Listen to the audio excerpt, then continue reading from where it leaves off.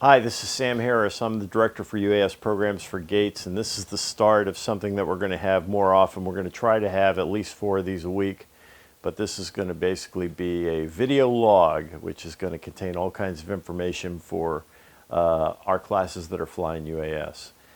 You won't always see me here. As a matter of fact, this is probably one of the few times that you will see me, but you'll see someone from the staff or someone from here at Embry-Riddle who's good at talking in front of a camera. That being said, I'm going to kick off this first one to tell you that we'd like these video logs to be seen, every one of them, to be shown in class, and we'd like them shown at the start of the class to help us all improve our game a little bit more. The first video log I'm going to do is give you a couple of hints. When people are logging flight time using the Gates Aerospace Institute app on your smartphone, what we would do is we would like you to log that flight time using the part that you are flying. If you happen to be flying Part 101, Recreational Hobbyist, then we'd like you to log it as that. If you're flying Part 107, which you probably shouldn't be, unless there's some sort of weird exception going on, then you should be going ahead and flying it under that. What you shouldn't be selecting is training. A lot of people are selecting training on the apps, and training's to be used when you're actually going through training back here at the mothership here at Embry-Riddle. So that's first thing. Log Part 101 or Part 107 when you're using the logbook app function. When you're completing the frat, I'd like to talk to you about some of the values that you should be using.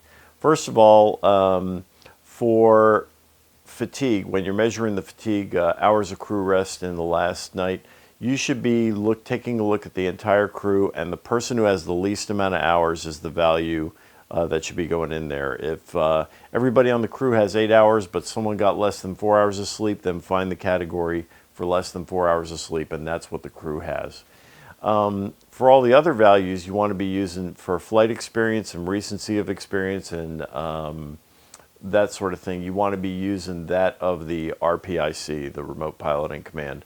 So if the Remote Piloting Command, who is quite probably your teacher, has less than 20 flights in an airframe, then find the category that applies to that and use that. If the Remote Piloting Command has less than 50 hours of flight time, then find the carrier for that, the category for that, and use that one.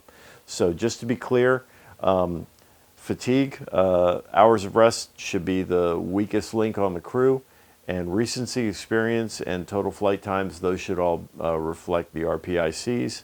And when you're using the Gates logbook function, you want to be not logging training and logging either Part 101, most likely, or Part 107. This is the end of the very first video log, and if you ever have any questions, you can always call the team here at Embry-Riddle. Thanks for your attention.